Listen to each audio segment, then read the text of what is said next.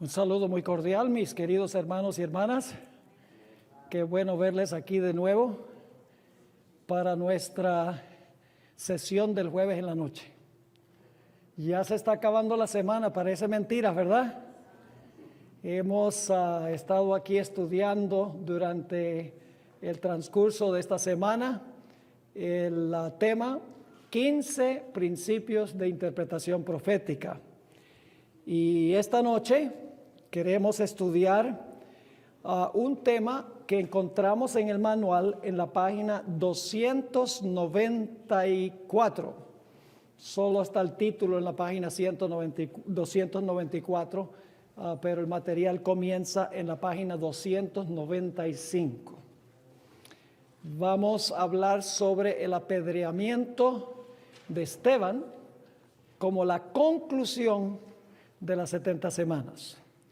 Y luego en nuestra segunda hora vamos a comenzar el principio número 11, que es muy importante, es el más largo de todos, tiene más material que todos los otros, pero solo vamos a poder cubrir algunos aspectos del principio número 11 porque tenemos todavía 4 más después del 11.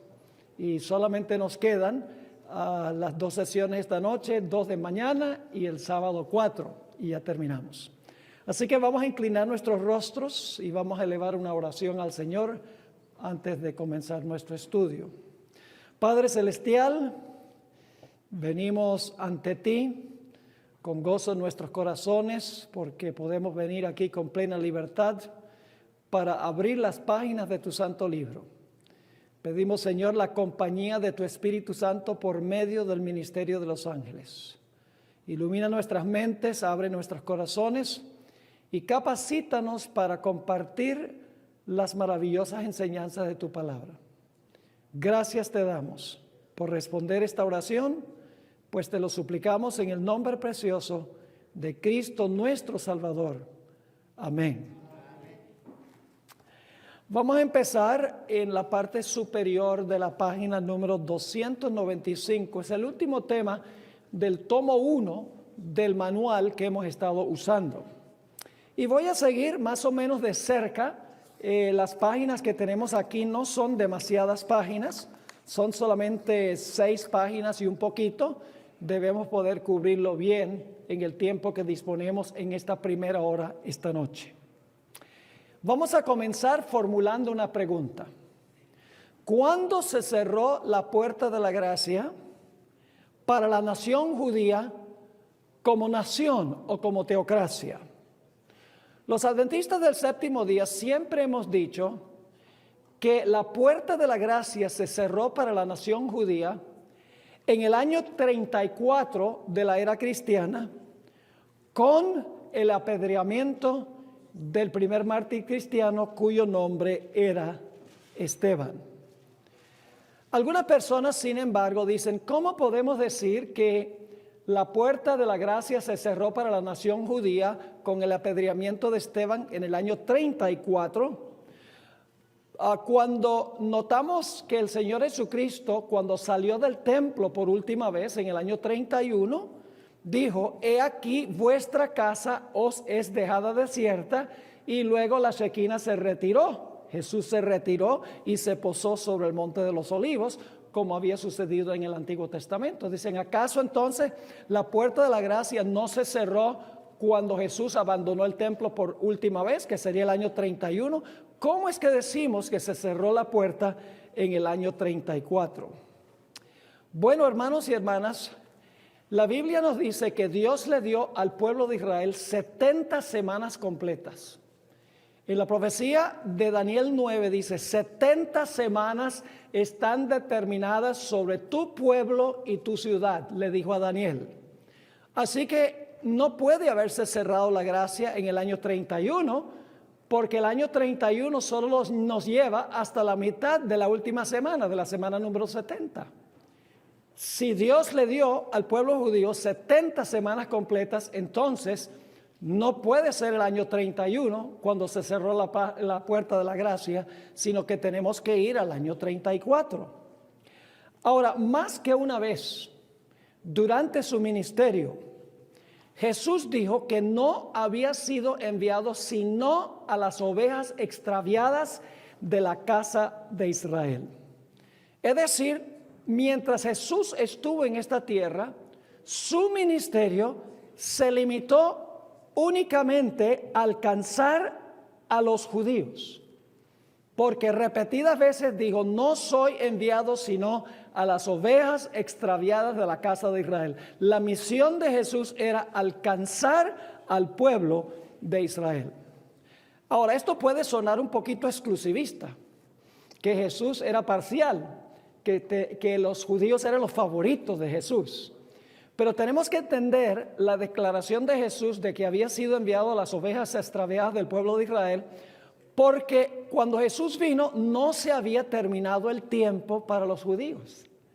Hasta el año 34 de la era cristiana, los judíos iban a tener la puerta de la gracia abierta como nación. Así que cuando Jesús dice, yo soy enviado a las ovejas extraviadas de Israel, Él está diciendo: esta última semana, la semana número 70, yo tengo que alcanzar a Israel, porque su puerta de gracia no se cierra sino hasta el año 34. Por eso Jesús se enfocó en los judíos, porque la semana número 70 concluía en el año 34 con el rechazo de Jesús en el martirio de Esteban. Ahora, aun cuando los judíos exclamaron durante el juicio de Jesús: no tenemos rey más que César, aun cuando dijeron: su sangre sea sobre nosotros y nuestros hijos, aun cuando dijeron: suéltenos a Barrabás, la puerta de la gracia no se cerró para ellos en ese momento.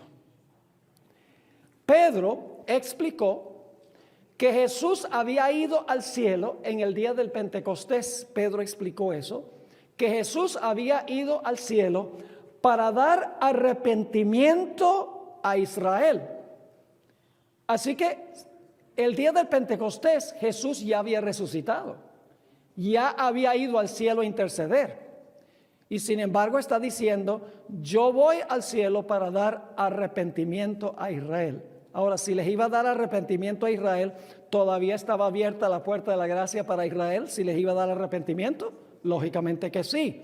Y ese versículo ustedes lo encuentran en Hechos, el capítulo 5 y el versículo 31. La puerta estaba abierta todavía 50 días después de la resurrección del Señor Jesucristo. Ahora, es significativo que los primeros 7 capítulos del libro de Hechos de los Apóstoles, el evangelio se predicó solo a los judíos. Quiero que recuerden ese detalle. Los primeros 7 capítulos del libro Hechos de los Apóstoles, no el de la hermana White, sino el libro bíblico de Hechos de los Apóstoles, todos los eventos que se describen ahí son para alcanzar a los judíos. Capítulo 1, 2, 3, 4, 5, 6 y luego el 7 también, porque habla del apedreamiento de Esteban. No fue sino hasta el capítulo 10, después del apedreamiento de Esteban, que el evangelio fue predicado a los gentiles. Esto indica que la puerta de la misericordia, escuchen bien, la puerta de la misericordia estaba abierta a la nación judía aún después de la ascensión de Jesús. Porque en los primeros 7 capítulos se está tratando de alcanzar a los judíos. El evangelio no va a los gentiles en los primeros 7 capítulos. Ahora, en Mateo 23 y el versículo 32 al 38, el Señor Jesucristo estaba pronunciando los ayes sobre los escribas y fariseos. Y en esos ayes, en los versículos 34 al 36, encontramos unas palabras muy interesantes de Jesús. Jesús estaba por morir, solamente faltaban 2 o 3 días para la muerte de Jesús cuando Él hizo esta declaración de Mateo 23, 32 al 38, y solo vamos a leer los versículos 34 al 36. Dice allí Jesús: por tanto, he aquí, yo os envío. Ahora escuchen 3 clases de personas. Yo os envío ¿qué? Profetas, ¿qué más? Sabios y ¿qué más? Escribas. ¿Iba a mandar Jesús después de su muerte profetas, sabios y escribas al pueblo de Israel? ¿Cómo no? Fíjense el tiempo de los verbos. Dice, a unos mataréis. Futuro, ¿verdad que sí? ¿Y qué? Crucificaréis. Y a otros azotaréis en vuestras sinagogas y perseguiréis de ciudad en ciudad. ¿Están captando lo que está diciendo? Aún después de su muerte, Cristo iba a mandarle al pueblo judío profetas, sabios y escribas. ¿Cómo no? ¿Y qué iban a hacer con ellos? Los iban a matar, los iban a crucificar, los iban a azotar y los iban a perseguir de ciudad en ciudad. Y entonces es que se pronuncia la sentencia final contra la nación de Israel. Dice en el versículo 35, para que venga sobre vosotros toda la sangre justa que se ha derramado sobre la tierra, desde la sangre de Abel, el justo, hasta la sangre de Zacarías, hijo de Berequías, a quien matasteis entre el templo y el altar. De cierto os digo que todo esto vendrá sobre esta generación. ¿La puerta de la gracia iba a quedar abierta aún después de la muerte de Jesús? Sí, dice aquí que Jesús iba a mandar profetas, sabios, escribas, y algunos iban a matar, otros a crucificar, otros a azotar en las sinagogas, otros a perseguir. Y entonces Jesús dice, después que ellos han dado su testimonio, entonces, dice él, va a venir la sangre de todos los tiempos sobre el pueblo por haber hecho eso. No perdamos de vista, estamos al pie de la página 290. El punto central de estos versículos que acabamos de leer. Aun cuando Jesús habló estas palabras unos 3 días antes de su crucifixión, prometió después de su muerte enviarle a Israel como nación profetas, sabios y escribas. ¿Quiénes fueron esos profetas, sabios y escribas? Jesús mismo nos ayudó a entender quiénes iban a ser esos que iba a enviar. Según él, algunos serían muertos, otros azotados en las sinagogas y otros perseguidos de ciudad en ciudad. En Hechos 5, 40 y 41, nos dice que Pedro y Juan fueron azotados en la sinagoga. Saulo de Tarso mató a muchos. Él mismo dijo que había matado a muchos. Y entre los que más notables que mató estaba ¿quién? Esteban. Y también Saulo de Tarso persiguió a los fieles de Dios de ciudad en ciudad, dice en Hechos 8 y el versículo 3 y el capítulo 26 y el versículo 11. ¿Se dan cuenta entonces quiénes eran los que iban a ser muertos, quiénes iban a ser azotados y quiénes iban a ser perseguidos de ciudad en ciudad? Ahora, es interesante también notar que en Hechos 6:3 dice que los diáconos estaban llenos de sabiduría. ¿Recuerda que Jesús dijo que iba a mandar sabios? Pues los dice que los 7 diáconos eran sabios. Y Esteban era uno de los 7 diáconos y él fue muerto. En el sermón que Pedro predicó en el día del Pentecostés fue un sermón profético. Y Pedro también tenía el don de profecía, de profeta, porque fue capaz de leer la mente de Ananías y de Zafira. Tenía el don profético y Pedro fue perseguido. Además de eso, Esteban fue el último profeta, lo vamos a encontrar, que Dios le mandó a la nación de Israel. Es decir, el punto que quiero enfatizar, hermanos y hermanas, es que después de la muerte de Jesús no se cerró enseguida la puerta de la gracia para la nación judía. Solo se cerró después de 3 años y medio adicionales cuando apedrearon a Esteban. Allí se rebosó la copa y no había más plan de Dios para la teocracia judía o para la nación judía. Dicho sea de paso, ¿quién era el que perseguía de ciudad en ciudad? Saulo de Tarso, lo dice la Biblia. Así que estas palabras de Jesús se cumplieron. Por 3 años y medio Dios mandó más profetas y más sabios y mandó más mensajeros como había hecho en el Antiguo Testamento. Pero ¿qué hicieron con esos mensajeros? Lo que hicieron fue perseguirlos, matarlos, crucificarlos y azotarlos, hasta que ya no hubo remedio. Mateo 22, 1 al 10, también nos da un testimonio muy interesante en cuanto a cuando se cerró la puerta de la gracia para los judíos. Ahora, hay un tema completo en el manual sobre Mateo 22. Aquí tenemos solo un párrafo, tenemos solamente un párrafito explicando los puntos centrales. Así que vamos a mirar aquí Mateo 22, 1 al 10.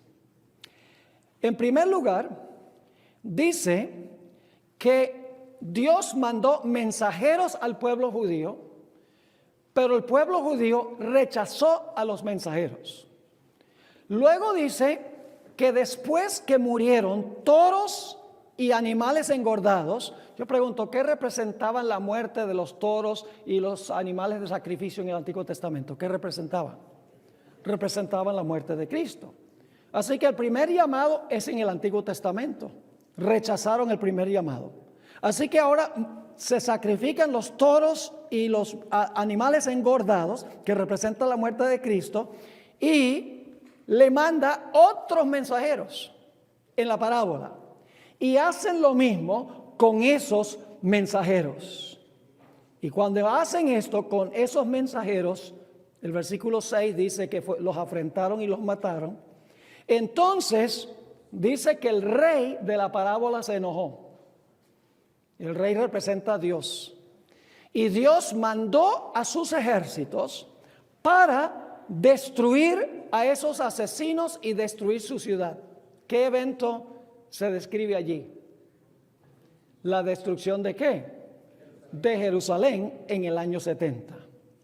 Y luego, como no recibieron el primer llamado, que es en el Antiguo Testamento, no recibieron el segundo llamado después de la muerte de Cristo, que ya vimos que después de la muerte de Cristo se da un llamado adicional, pero los mensajeros los maltratan también. Su ciudad es destruida y luego, cuando rechazan el segundo llamado, se da una orden de que los apóstoles vayan a los caminos para juntar a los gentiles. Interesante. Primero los judíos y luego ¿qué? Y luego los gentiles. Yo pregunto, en esta parábola entonces, ¿Dios le dio otra oportunidad a la nación judía después de la muerte de Jesús? Después que menciona los toros y los animales engordados que murieron, que representa la muerte de Cristo, se mandan otros mensajeros al mismo pueblo, al pueblo judío, pero dice que no eran dignos. Así que su ciudad finalmente fue destruida, que fue la sentencia por haber rechazado al Mesías. Ahora, esto nos hace recordar Ezequiel, el capítulo 11 y el versículo 22 y 23. Ustedes recuerdan que estudiamos esto anoche. Recuerdan que vino la Shekinah al templo, ¿verdad? La gloria de Dios entró en el templo, en el lugar santísimo, para hacer una obra de juicio, para separar a los que clamaban y gemían de los que eran hipócritas.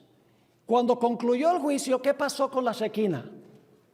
La Shekinah salió del templo, se posó en la puerta oriental del templo y luego fue a posarse ¿dónde? En el Monte de los Olivos, al oriente de Jerusalén, y se quedó allí por un ratico, como diciendo, yo no me quiero ir de Jerusalén. ¿Cómo puedo dejar a Jerusalén? Pero luego levantó vuelo y se fue al cielo y la ciudad quedó desamparada. De la misma manera Jesús entró al templo, hizo una obra de separación purificando el templo. Cuando terminó sus enseñanzas en el templo, que fueron rechazadas por el pueblo judío, en vez de estar clamando y gimiendo, Cristo salió del templo y fue y se sentó sobre el monte de los olivos y habló sobre la destrucción de Jerusalén, porque el pueblo judío no conoció el tiempo de su visitación. ¿Ven el paralelo entre los días de Ezequiel? Jesús se posó en el monte de los olivos como diciendo, la ciudad va a ser destruida, pero yo sí quisiera. Yo traté de juntarlos como una gallina reúne a sus polluelos. Ustedes no quisieron. Jesús está allí en el monte de los olivos con la esperanza de que el pueblo se entregue al Señor. Pero no resulta así. Jesús estaba diciendo, ¿cómo puedo dejar a Israel? Por 3 años y medio adicionales, el Señor Jesucristo les dio mensajeros al pueblo. En el libro El conflicto de los siglos, página 27, la hermana White explica que después de la muerte de Jesús se mandaron otros mensajeros, tal cual lo notamos en la Biblia. Dice allí la sierva del Señor, por medio de la predicación de los apóstoles y sus asociados, ¿por medio de la predicación de quién? De los apóstoles y sus asociados, Dios iba a hacer brillar la luz sobre ellos para que pudiesen ver cómo se habían cumplido las profecías. No únicamente las que se referían al nacimiento y vida del Salvador, sino también las que anunciaban su muerte y su gloriosa resurrección. Es decir, muchos no habían entendido las profecías. Después de la muerte de Cristo, ahora las profecías se hicieron claras porque se cumplieron en Jesús. Así que Jesús dice, muchos no entendieron, tengo que darles un tiempo de gracia adicional para que puedan entender las profecías y cómo se cumplieron en mí. Sigue diciendo la sierva del Señor, los hijos no fueron condenados por los pecados de sus padres, pero cuando conociendo ya plenamente la luz que fuera dada a sus padres, rechazaron la luz adicional que a ellos mismos les fuera concedida. Esto es después de la muerte de Jesús. Entonces se hicieron cómplices de las culpas de los padres y colmaron la medida de su iniquidad. ¿Me están entendiendo lo que estamos estudiando? Vamos poco a poco para estar seguros de que entendemos, porque los adventistas siempre han dicho que el apedreamiento de Esteban termina las 70 semanas. Y la gente dice, ¿y por qué? ¿Qué evidencia tienen ustedes que las 70 semanas terminan con el apedreamiento de Esteban? Ahora, eso nos lleva al próximo párrafo en la parte superior de la página 297. Muchos han quedado perplejos porque la profecía de Daniel 9, la de las 70 semanas, no parece darnos un evento para la terminación de las 70 semanas. Yo pregunto, ¿la Biblia nos da un evento para el comienzo de la semana número 70? Sí, el Mesías iba a ser ¿qué? Ungido. Nos da un punto de comienzo, un evento de comienzo. Nos da la profecía de las 70 semanas un evento que iba a suceder a la mitad de la semana número 70. ¿Cuál evento era ese? Se le quitaría la vida al Mesías. Pero cuando leemos el relato, no parece haber ningún evento que se menciona que marca el fin de las 70 semanas. Sí el comienzo, sí a la mitad, pero no parece haber ningún evento que marque el final de las 70 semanas. ¿Por qué estará faltando este evento en esta profecía de las 70 semanas? En realidad no está faltando. Hay que estudiar más cuidadosamente el contexto de las 70 semanas. En Daniel 9:24, que es en el contexto de las 70 semanas, indica que 6 cosas se iban a realizar durante el periodo de las 70 semanas. Una de estas cosas que se iba a realizar durante las 70 semanas fue el acto de sellar la visión y la profecía. Ustedes pueden leer eso en Daniel 9:24. No tenemos tiempo de leer el versículo, pero dice que uno de los eventos durante el periodo de las 70 semanas dice que se sellaría la visión y la profecía. ¿Qué significa esa expresión que durante el periodo de las 70 semanas se iba a sellar la visión y la profecía? Lo interesante es que la misma palabra sellar, que se usa en el versículo 24, se usa al principio de ese versículo y no se traduce sellar, sino que se traduce poner fin. Uno de los eventos era poner fin al pecado. La idéntica palabra hatam en hebreo. Es decir, que donde dice que iba a sellar la visión y la profecía, se podría traducir que iba a poner fin a la visión y la profecía. Porque en las traducciones la misma palabra se traduce poner fin al principio del versículo 24, pero un poquito más abajo lo traduce sellar, pero es la misma palabra. Así que en la semana número 70 se iba a poner fin a la profecía y a la visión para la nación judía. Ahora la pregunta clave es, ¿qué fue lo que puso fin a la visión y la profecía para el pueblo de judío?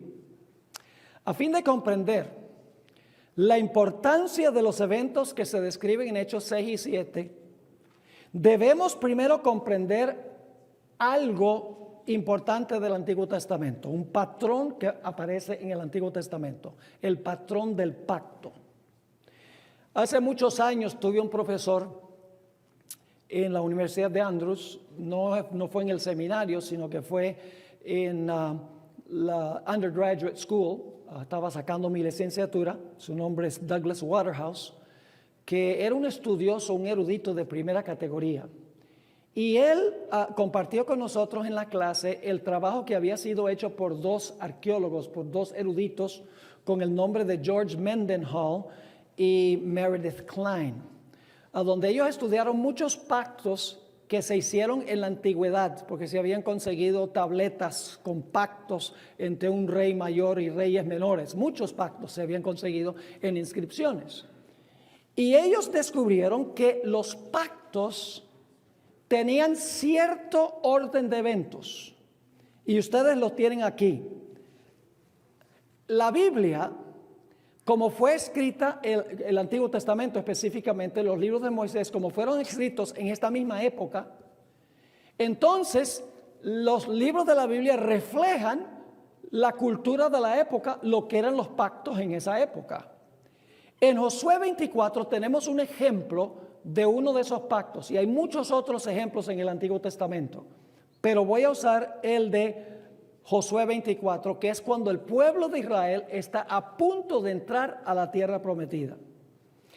En el capítulo 24, versículos 1 y 2, la primera parte, encontramos el preámbulo, y ustedes pueden en su tiempo libre buscar todas estas características. Está el preámbulo o la introducción al pacto. Luego, en el capítulo 24, 2, la segunda parte del versículo, hasta el versículo 13, se da un prólogo histórico. Es decir, Dios relata todas las cosas maravillosas que hizo en favor de su pueblo. Luego, en el capítulo 24 y el versículo 15, la segunda parte, allí da las estipulaciones del pacto o las condiciones del pacto.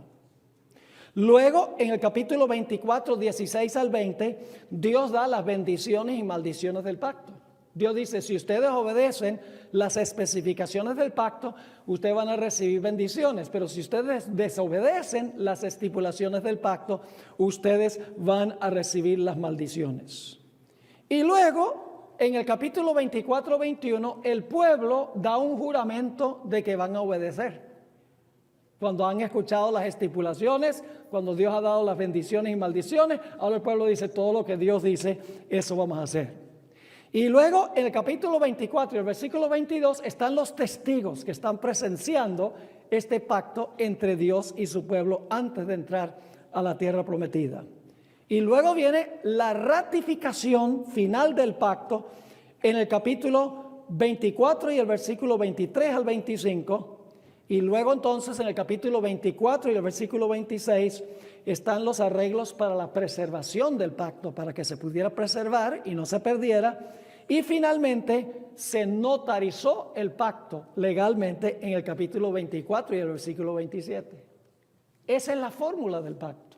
Los pactos de la misma época cuando Dios hizo su pacto con el pueblo de Israel cuando iban a entrar en la tierra prometida. Lamentablemente, el pueblo desobedeció las estipulaciones del pacto.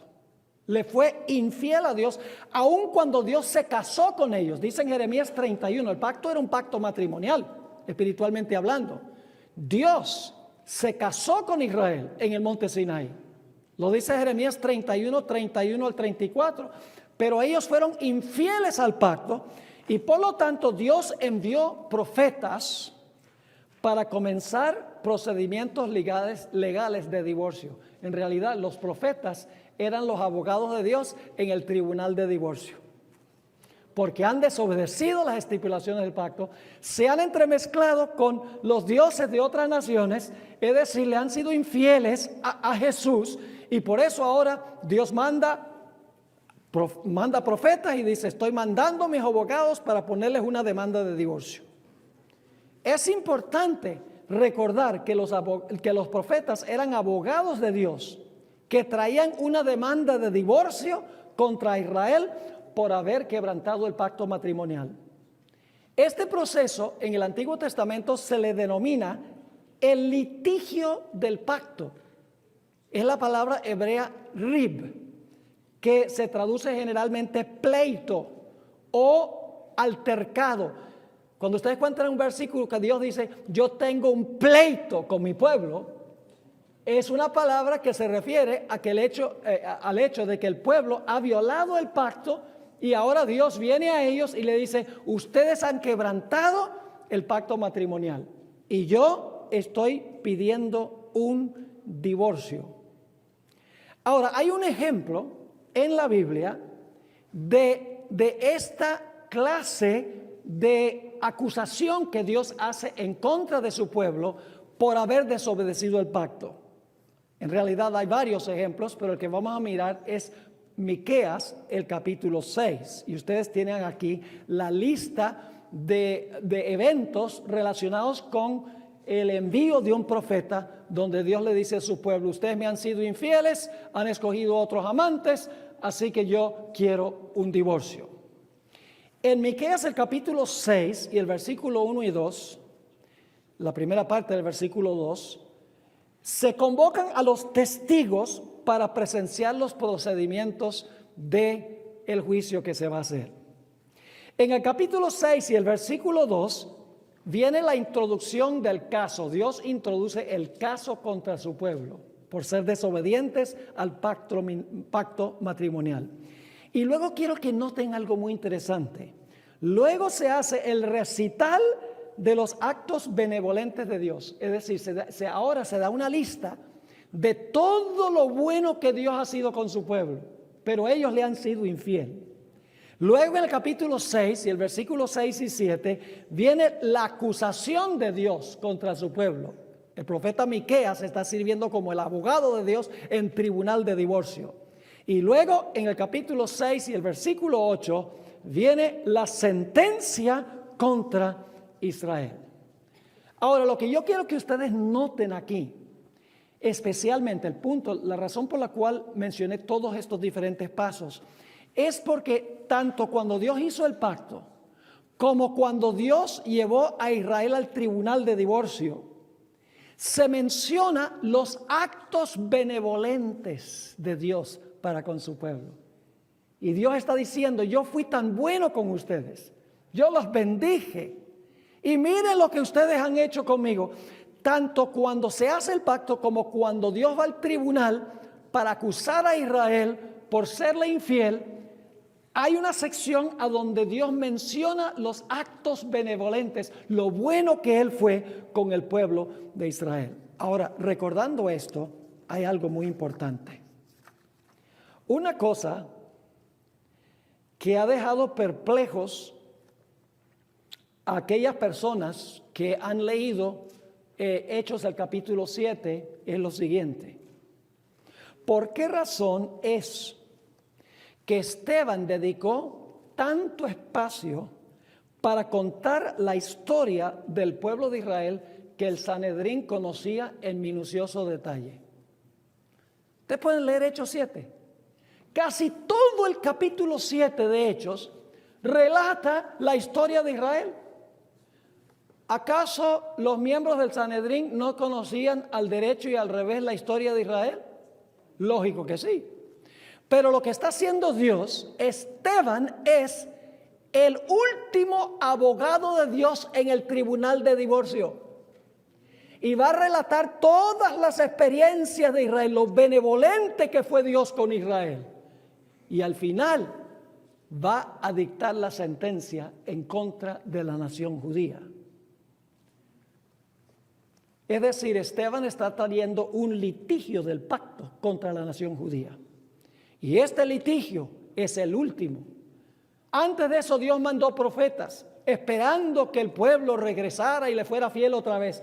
Pero en el caso de Esteban, cuando él relata los actos benevolentes de Dios, cómo Dios dirigió la historia de Israel, Esteban dice, yo soy el último abogado y ahora Dios está pidiendo un divorcio definitivo. Y ahora vamos a ver cuáles son las evidencias.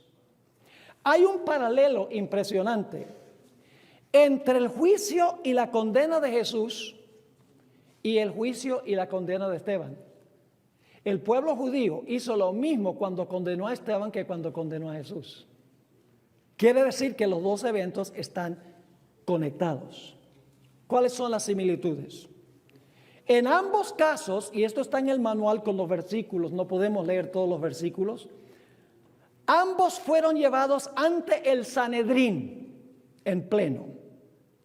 Ambos fueron acusados por falsos testigos.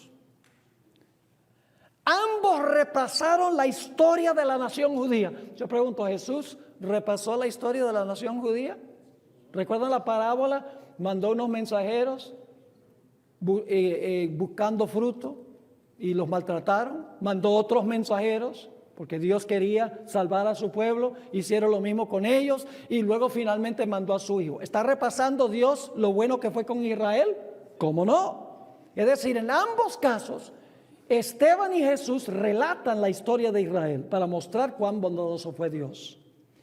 En ambos casos, Dios dice que les envió profetas y que finalmente les envió a su hijo. En ambos casos se ofreció soborno a los falsos testigos. Y en ambos casos, Jesús y Esteban fueron acusados de hablar en contra de Moisés y del templo. Muy semejantes. Es decir, Dios dio 3 años y medio más de gracia, pero el pueblo de Israel hizo lo mismo con Esteban que habían hecho con Jesús. Al examinar el sermón de Hechos 7, nos damos cuenta que, a diferencia de los profetas anteriores que Dios le mandó a su pueblo, Esteban no hizo ningún llamado al arrepentimiento. Los otros profetas anteriores siempre decían, endereza tu camino. Entonces Dios retira su demanda de divorcio. Arrepiéntanse, convertíos, volveos a Dios, dicen los profetas. Pero Esteban no hizo ningún llamado al arrepentimiento. Esto parece indicar que los líderes judíos estaban más allá del arrepentimiento. Habían tomado una decisión final e irrevocable de rechazar al Mesías. En realidad, esto se deja ver por las expresiones que usó Esteban en su acusación y también por la reacción del Sanedrín cuando Esteban dijo esas cosas. ¿Qué dijo Esteban al Sanedrín reunido? Les dijo, duros de cerviz e incircuncisos de corazón y de oídos. Y los acusó de resistir siempre el Espíritu Santo. También los acusó de haber quebrantado el pacto y no hizo ninguna mención de futuros mensajeros o de futuras oportunidades. Lo más interesante es la reacción del Sanedrín. Los líderes del Sanedrín estaban llenos de furia. En realidad, dice el relato del libro de Hechos, el capítulo 7, que se enfurecían en sus corazones y crujían los dientes contra él y dando grandes voces se taparon los oídos y arremetieron a una contra él, y echándole fuera de la ciudad, le apedrearon. El veredicto del Sanedrín fue unánime, sin un solo voto en contra. Estaban todos unánimes juntos, como los apóstoles estaban unánimes juntos en el lado del Señor. Así fue que la nación judía silenció la voz del último profeta que Dios les mandó. Es decir, la profecía llegó a su fin. ¿Recuerdan lo que decía las 70 semanas? El fin de profecía y visión. Esteban fue el último profeta enviado, repasando la historia de Israel, no llamándolos al arrepentimiento, y ellos mataron al último profeta que Dios envió al pueblo. Pero ustedes saben que Daniel 9 no solamente dice que iba a terminar la profecía, sino que dice también que iba a concluir la visión. Es decir, iba a poner fin a la profecía, pero también iba a poner fin a la visión. Yo pregunto, ¿será que eso sucedió con Esteban? Sí. Cuando leen Hechos 7, ustedes pueden ver que lo que más enfureció al Sanedrín fue cuando Esteban, en visión profética, dijo que vio a Jesús a la diestra de Dios en el cielo. No cabe duda que esta fue una visión, pues no existe evidencia de que alguien más hubiera visto esta visión. La pregunta clave es esta: ¿vio Esteban a Jesús a donde estaba Jesús en ese momento? ¿O vio proféticamente cómo se verá Jesús cuando regrese a la tierra en su segunda venida? La evidencia parece indicar que proféticamente Esteban fue trasladado al futuro y vio a Jesús como aparecerá cuando venga en poder y gloria. Y el pueblo hizo lo mismo que había hecho Caifás, porque Jesús dijo algo muy similar. Dice, ustedes van a ver al Hijo del Hombre a la diestra de Dios, viniendo en las nubes del cielo. Y ahí fue que Caifás le pegó una cachetada y se rasgó los vestidos, diciendo, ha blasfemado. Es decir, Esteban fue el último del pueblo de Israel en recibir una visión profética. Fue el último profeta. Se acabó la profecía y se acabó la visión.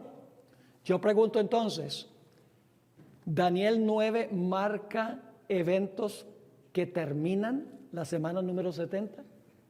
Obviamente que sí.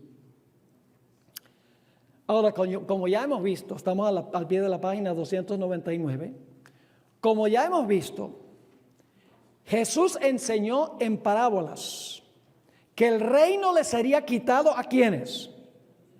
A la nación judía y dado a una nación que produjera los ¿qué? Que produjera los frutos. Siendo este el caso, ahora escuchen, aquí viene la parte más importante de lo que estamos estudiando.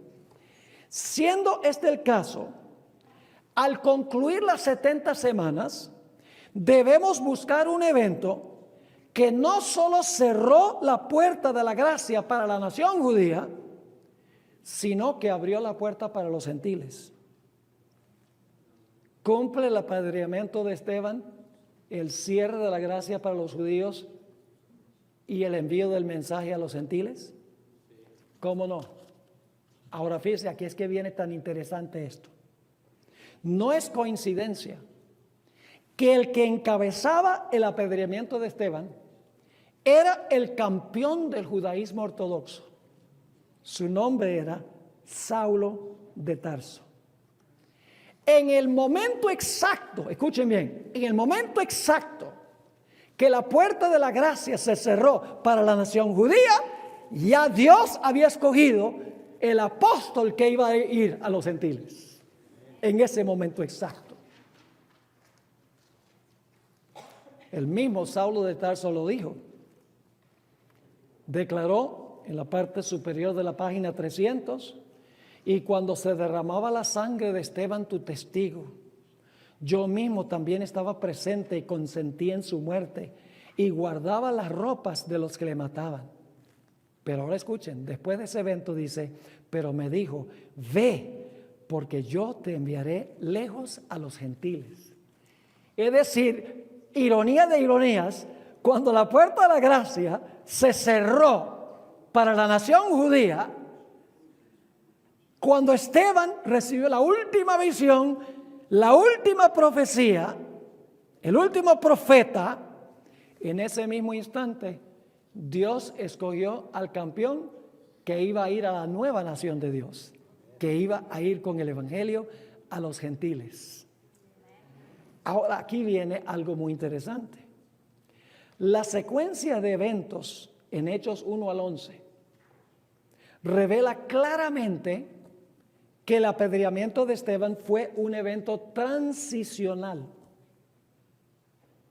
En Hechos 1:8, ustedes conocen este texto, Jesús le mandó a sus discípulos lo siguiente: pero recibiréis poder cuando haya venido sobre vosotros el Espíritu Santo. Y me seréis testigos. Ahora noten lo que dice: me seréis testigos primero, ¿dónde? En Jerusalén. Luego, ¿dónde? En toda Judea. Luego, en Samaria y hasta lo último de la tierra. Ahora ustedes pueden ver en paréntesis los capítulos de Hechos que cubren eso.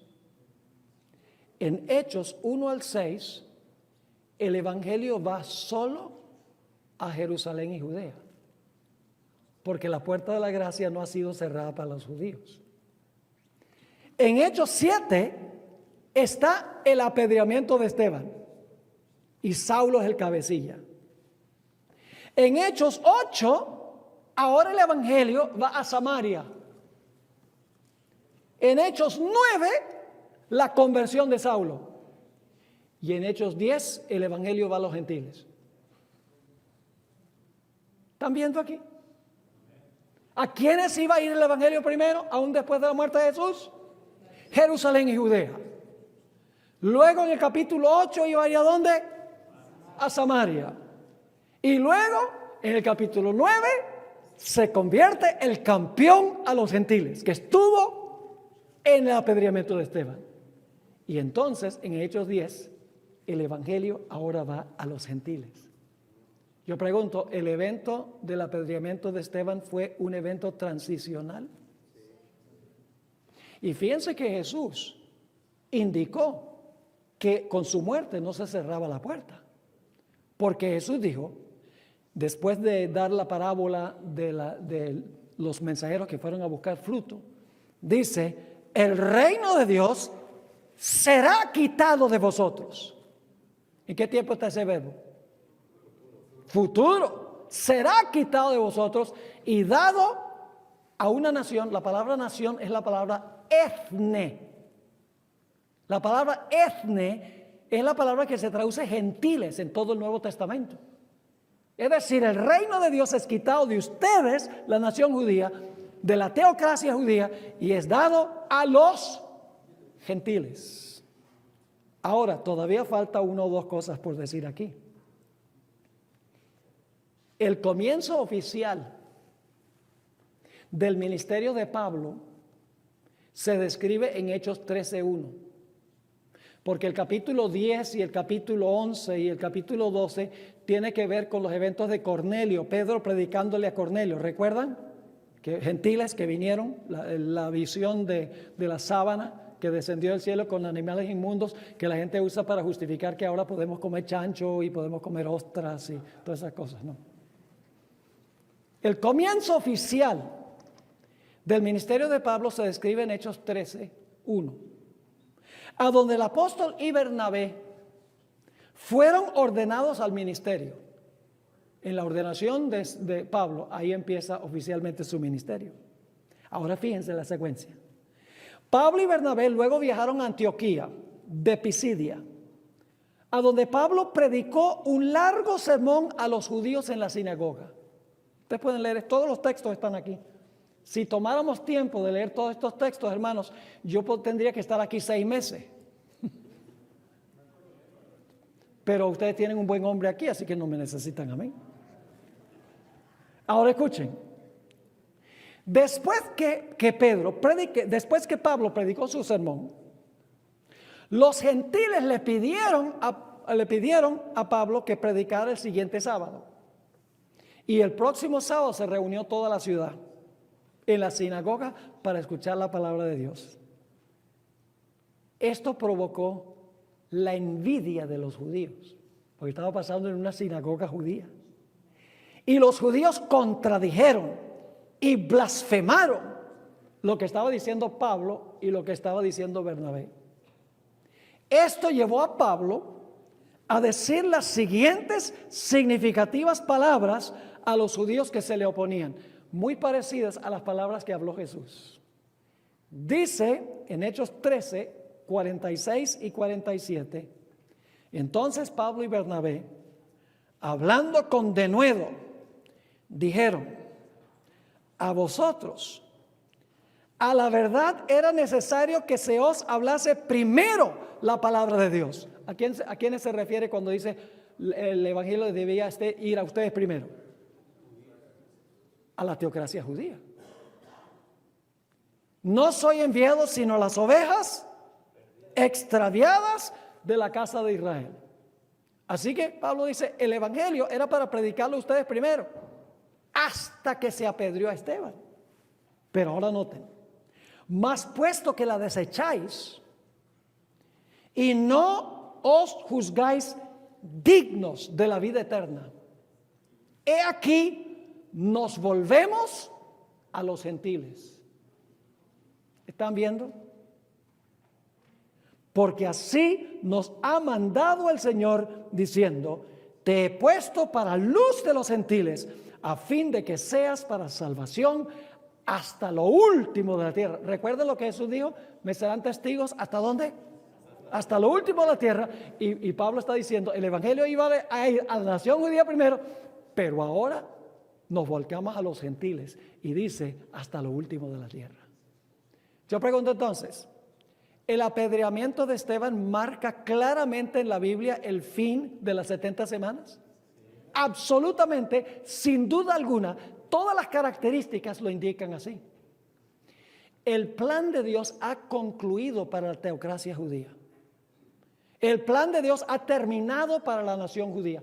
No significa que judíos individuales no se puedan salvar. Oh no, va a haber una gran cosecha de judíos, según el Espíritu de Profecía. Cuando se proclame el fuerte clamor, dice ella, hombres poderosos en las Escrituras saldrán y se unirán al pueblo de Dios para proclamar el mensaje final. Pero la nación judía, como nación, como teocracia, Dios terminó su plan con ellos. Y ahora, el pueblo de Dios es el Israel espiritual. Todos los que se han unido con Cristo Jesús como Salvador y Señor de su vida. Entonces yo les pregunto, ¿qué sucede con los futuristas que están diciendo que las profecías se van a cumplir allá con los judíos literales en el Medio Oriente? Que se va a reconstruir el templo, se van a restablecer los sacrificios. Blasfemia. Los sacrificios representaban a Jesús. Que se va a edificar una imagen bien grandota y todo el mundo va a tener que inclinarse ante la imagen. Y que se le va a colocar un tatuaje a todos los que adoran a la bestia. Yo pregunto, ¿es falsa profecía eso? Sí, porque la batalla final es entre Israel y los que rechazan a Cristo Jesús, aunque profesan haberlo aceptado. Esa es la naturaleza de la crisis final, mis hermanos y hermanas. Y tiene que ver con la adoración, tiene que ver con la ley de Dios, tiene que ver con el sábado. No es odio nacional de los árabes y los musulmanes contra los judíos. Eso es lo que están diciendo las iglesias protestantes. Y el problema, mis hermanos y hermanas, es que como ellos están mirando allá a Israel y están mirando a ISIS ¿sabe? La organización terrorista y Al Qaeda, y están diciendo, mire, las profecías se están cumpliendo allá en el Medio Oriente, porque mire, todo el mundo quiere destruir a los judíos, vamos a apoyar a los judíos, mientras todos los evangélicos están mirando allá, el anticristo crece en Roma y los Estados Unidos se enamora del papado y está pasando, los ministros protestantes muestran gran admiración y la gente no puede ver el verdadero cumplimiento de las profecías porque están mirando a donde no es. ¿Cuán importante es conocer este principio en cuanto al Israel de Dios? Mis hermanos y hermanas, la iglesia adventista tiene un mensaje, pero nuestro mensaje se basa en nuestro método. Si algún día la iglesia adventista descartara el método, se va con el método de nuestro mensaje también. Porque si el cuerno pequeño representa Antíoco Epífanes, eso ya fue hace más de 2000 años. Si el cuerno pequeño representa un personaje malévolo que se va a levantar después del rapto de la iglesia, entonces el papado no tuvo nada que ver con el cambio de la ley. El diablo quiere esconder quién fue el poder que cambió la ley de Dios y que habló blasfemias contra el Altísimo y que persiguió a los santos del Altísimo. Quiere esconder que ese sistema va a tener una resurrección porque su herida mortal será sanada. Es decir, Satanás quiere extraviar los ojos de la gente de todo el mundo al Medio Oriente para que no puedan ver el cumplimiento de las profecías. ¿Y quién les va a contar lo que significan las profecías? ¿Quién les va a contar el verdadero significado de las profecías? Hermanos y hermanas, si no es la iglesia adventista, no hay más. Porque no hay iglesia en el mundo que interprete las profecías como nosotros. Así que es hora de que nos levantemos, estudiemos estas cosas y proclamemos estas cosas con poder. Porque mis hermanos y hermanas, no vamos a querer que nuestros vecinos perezcan, ni que nuestros compañeros de trabajo perezcan, ni que nuestros familiares perezcan, que nadie perezca. No queremos que la gente reciba la marca de la bestia, ¿verdad? O que adore la imagen de la bestia. Entonces, si ellos no saben qué es la imagen de la bestia y qué es la marca de la bestia, ¿acaso no van a terminar adorando la bestia y recibiendo la marca si no saben qué es? Claro. Entonces, ¿quién les va a contar? Nosotros. La última esperanza profética del mundo se encuentra en la iglesia adventista del séptimo día.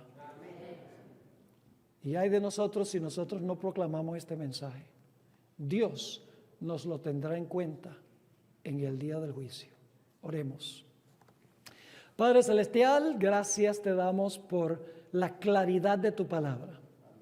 Gracias por el espíritu de profecía. Qué maravilloso don tú has dado a esta iglesia. Gracias porque nos has llamado de las tinieblas a tu luz admirable. Oh Padre, te ruego que nos ayudes a ver la urgencia de sentarnos a estudiar estas cosas, a aprenderlas, porque algún día tendremos que comparecer ante reyes y príncipes y gobernantes y jueces para dar razón de nuestra fe. Qué triste sería que no podamos dar una razón. Ayúdanos, Señor, a ser estudiantes de tu palabra y a proclamar este mensaje con amor a toda persona con quien entramos en contacto.